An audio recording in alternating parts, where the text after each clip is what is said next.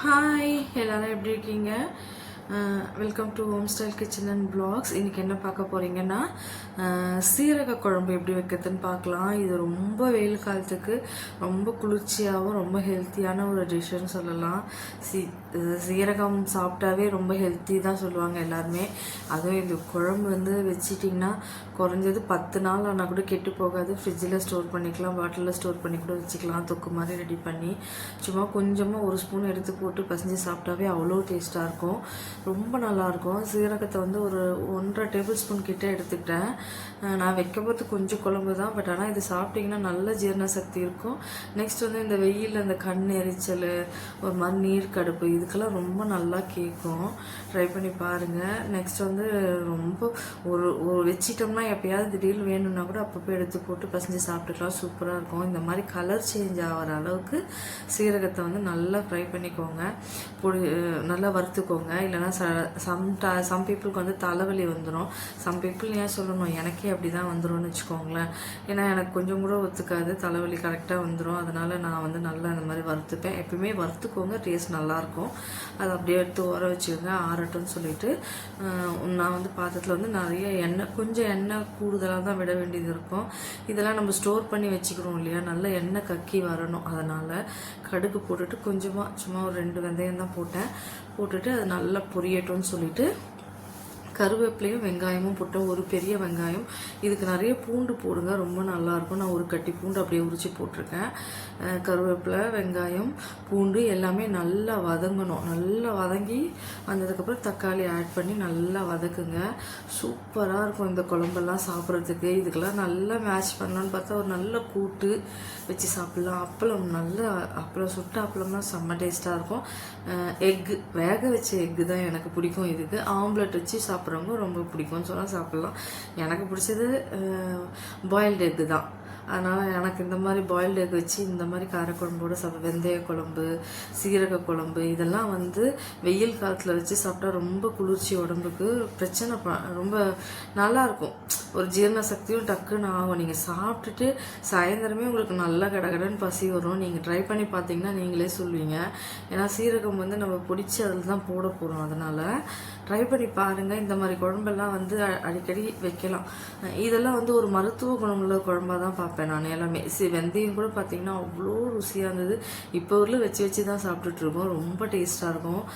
நல்லா கலந்து அந்த சட்டிலேயே கலந்து சாப்பிட்டிங்கன்னா அது டேஸ்ட் வேறு லெவலில் இருக்கும். நல்லா வெங்காயம்லாம் வதங்கினதுக்கப்புறம் மஞ்சப்பொடி கொஞ்சம் போட்டுட்டு, நம்ம வீட்டில் அரைக்கிறோம் இல்லையா குழம்பு மிளகாய் பொடி, அதுதான் போடுறேன். நான் வந்து ஒரு 2 டேபிள் ஸ்பூன் போட்டிருப்பேன். நான் வைக்க போகிற குழம்புக்கு அது போதும்னு சொல்லிட்டு கொஞ்சம் அந்த மிளகாய் பொடி போட்டுட்டு கல்லுப்பு போட்டுட்டு நல்லா இதை நல்லா வதக்குங்க கொஞ்சம். ஏன்னா அந்த மிளகாய் பொடியோட வாசம் அதெல்லாம் போய் கொஞ்சம் எண்ணெய் பிரிஞ்சு வந்துடணும் அந்த தொக்கு. அதனால் கொஞ்சம் நல்லா வதக்கி விடுங்க. வதக்கி விட்டுட்டு நல்லா புளி கரைச்சி ஊற்றுங்க. இந்த குழம்புக்கெல்லாம் வந்து மீன் குழம்பு மாதிரி புளி கொஞ்சம் கரைச்சி நல்லா ஊற்றுனீங்கன்னா நல்ல டேஸ்ட் கிடைக்கும். அதை தான் ஒரு மீன் குழம்பு மாதிரி தான் இருக்கும் ஆல்மோஸ்ட். பார்த்திங்கனாவே சாப்பிட்றதுக்கு அவ்வளோ டேஸ்ட்டாக இருக்கும். இந்த மாதிரி நல்லா மிக்ஸ் பண்ணி விட்டுட்டு புளியை கரைச்சி ஊற்றிட்டு நல்லா மிக்ஸ் பண்ணிக்கோங்க. உங்களுக்கு உப்பு தேவை எவ்வளவோ அதுக்கேற்ற மாதிரி போட்டுக்கோங்க. பத்தலைன்னா அப்புறம் கூட போட்டுக்கலாம். நிறைய போட்டுட்டா என்ன, நம்ம வைக்கிற குவான்டிட்டியை கொஞ்சம் கம்மியாக தான் வைக்கிறோமா, நிறைய ஆகிடக்கூடாது இல்லையா, அதனால் நான் கொஞ்சம் கம்மியாக தான் போட்டிருக்கேன். அப்புறமா கரெக்ட் பண்ணிக்கலாம்னு சொல்லிட்டு தட்டு போட்டு மூடி வச்சுட்டு நல்லா கொதிக்கணும். எண்ணெய் பிரிஞ்சு வர அளவுக்கு கொதிக்கிட்டோம். அதுக்குள்ளே இது மிக்ஸி ஜாரில் போடுறத விட இந்த கல்லில் நுணுக்கி போட்டால் நல்லாயிருக்கும்னு தோணுச்சு. இப்போ இந்த கல் வாங்கினதுலேருந்து ஒரே இந்த கல் பின்னாடி தான் சுற்றிட்டு இருக்கிற மாதிரி இருக்குது எனக்கு. அது ஏன்னு தெரியல. இது மாதிரி நல்லா நுணுக்கணும். நல்லா நுணுக்கிக்கோங்க. ஏன்னா இது நல்லா ஒன்றும் பாத்தியமா ஒரு மாதிரி இருந்தால் தான், ரொம்பவும் மைய பவுட்ராகவும் ஆயிடக்கூடாது, ரொம்பவும் அப்படியே முழுசு சீரகமாகவும் இருக்கக்கூடாது. அதனால் நல்லா அழகாக இந்த மாதிரி வச்சு நுணுக்கிக்கோங்க. நுணுக்கிட்டு எடுத்து தட்டில் கொட்டி வச்சுக்கோங்க. இந்த நல்ல குழம்பு கொதித்து வரைச்சா நம்ம வந்து கடைசியாக இதை ஆட் பண்ண போகிறோம். இது நல்லா நுணுக்கி எடுத்துக்கோங்க தனியாக. பட் இது வந்து இவ்வளோ பவுடர், நம்ம ஜீரா பவுடர் வந்து சாப்பிட்டோம்னா, நீங்கள் பார்த்தீங்கன்னா நார்த் இந்தியன்ஸ்லாம் சப்பாத்தி அதிகமாக சாப்பிட்றாங்க இல்லையா. பட் நம்ம ஊரில் சப்பாத்தி வந்து ரொம்ப ஹீட்டை நமக்கு ப்ரொடியூஸ் பண்ணும். பட் அவங்க இதெல்லாம் அதுக்கு ஈக்குவலாக வெங்காய பச்சடி, தயிர், ஜீராலாம் அதிகமாக யூஸ் பண்ணுவாங்க. நீங்களே நோட் பண்ணிங்கன்னா தெரியும். நார்த் இந்தியன் டிஷ்ஷில் மோஸ்ட்லி ஜீரா பவுடர் எல்லாமே இருக்காது.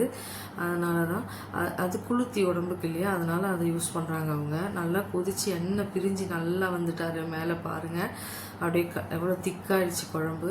இந்த மாதிரி திக்கானதுக்கப்புறம் நம்ம நுணுக்கி வச்சுருக்கிற ஜீரக பொடியை எடுத்து அதில் கொட்டணும். ஏன்னா எப்பயுமே வறுத்து தான் போடணும் எல்லாமே.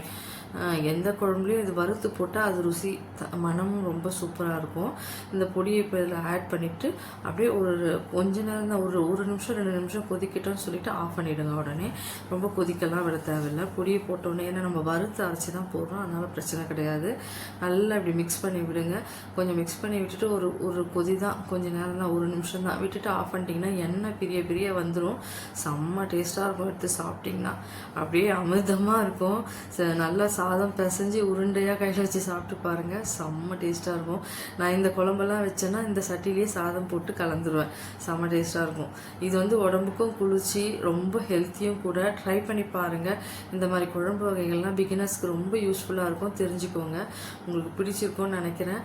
பிடிச்சிருந்தால் லைக் பண்ணுங்கள், ஷேர் பண்ணுங்கள், சப்ஸ்கிரைப் பண்ணுங்கள், கமெண்ட் பண்ணுங்கப்பா. தேங்க்யூ.